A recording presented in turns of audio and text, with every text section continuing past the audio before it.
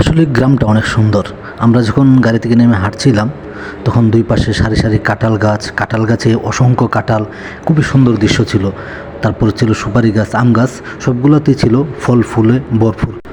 আমরা হেঁটে আসছিলাম কারণ ভ্যানওয়ালা আমাদের গন্তব্যের অনেক আগে নিয়ে গিয়েছিল, তাই আমাদেরকে আবার জায়গা আসার জন্য পিছনে হেঁটে হেঁটে আসা লাগছে। তো আমাদেরকে একজন এগিয়ে নিয়ে আসে। তো অলরেডি আমরা চলে আসি, এই যে উনি আমাদের জামাই, আজকে ওনারই বিয়ে। তো আমরা ওনার সাথে সাক্ষাৎ করি। তো আমরা অনেক আগে চলে আসি, অনেক গল্পগুজব করি, অনেক নাস্তা টাস্তা খাওয়াই ওনাদেরকে।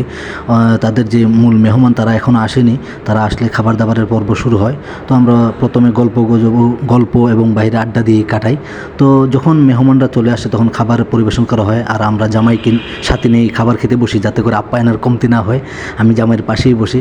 তো আলহামদুলিল্লাহ খাবারও আলহামদুলিল্লাহ ভালো হয়। পাশে আরও অনেকেই খাচ্ছিল, নারী পুরুষ আরও অনেক ছিল, তাদের ভিডিও আমরা নিইনি কারণ এটা যেহেতু আমার ব্যক্তিগত ভিডিও, তাই আমি অন্যদেরকে নিইনি। আমরা যারা পরিচিত ছিলাম তারাই। তো খাবার শেষ করে আমরা জামাই এবং সবাই মিলে ঘুরতে বের হই। জামাইয়ের অনুমতি নেই, কি অনুভূতি জামাইকে জিজ্ঞাসা করি, তখন জামাই তার অনুভূতি বলে। তো সবার জীবনেই একবার করতেই হবে। তো ভালো লাগা, ভয়, অনেক রকমের অনুভূতি হচ্ছে। তো যাই হোক, বিবাহ শাদী সবাই কী করতে হবে, সবাই বিবাহ শাদী করবেন। তো বরের কথা তো শুনলেন। তো বর ছাড়াও যারা সাথে ছিল তাদের অনুভূতিও জিজ্ঞেস করি, তাদের কেমন লাগছে, বিয়ে সম্পর্কে তাদের বিষয়ে জানতে চাই।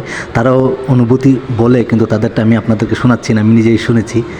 তো এইভাবে আমরা ঘুরতে বের হই। গ্রামটা অনেক সুন্দর। তো জামাই আমাদেরকে একটা দোকানে নিয়ে যায়, আমাদেরকে ঠান্ডা আর অন্যান্য জিনিস খাওয়ায়।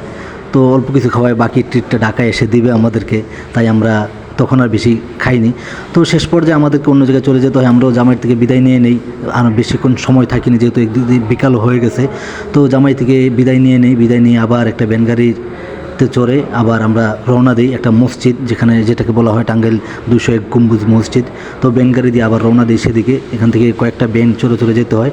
তো প্রায় ঘণ্টাখানেক পরে আমরা এসে পৌঁছাই সেই মসজিদে। আর এটা হলো টাঙ্গাইলের সেই 201 গম্বুজ মসজিদ। আর এটা মসজিদের ভিতরের চিহ্ন। আগে যেটা দেখেছেন এটা হচ্ছে মসজিদের বাইরের দৃশ্য, এটা ভিতরের দৃশ্য। ভিতরে মানুষ ছবি তুলছিল। ভিতরের জায়গাটা অনেক সুন্দর এবং অনেক বড়।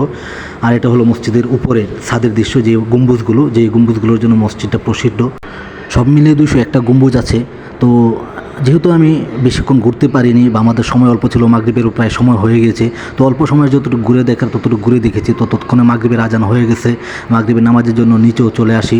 তো একটা জিনিস খুব খারাপ লেগেছে, বাইরে প্রচুর মানুষ ঘোরাঘুরি করছে, কিন্তু মাগরিবের নামাজের সময় মুসল্লি দেখলাম মাত্র 2 কাতার। তো নামাজ ঘুরতে আসে ঠিকই, কিন্তু নামাজ পড়ে না। তো আজকের ভিডিওটা এই পর্যন্তই। যদি ভালো লাগে অবশ্যই আমার ভিডিওটা শেয়ার করে দেবেন এবং আমাকে ফলো করে দেবেন ইনশাআল্লাহ।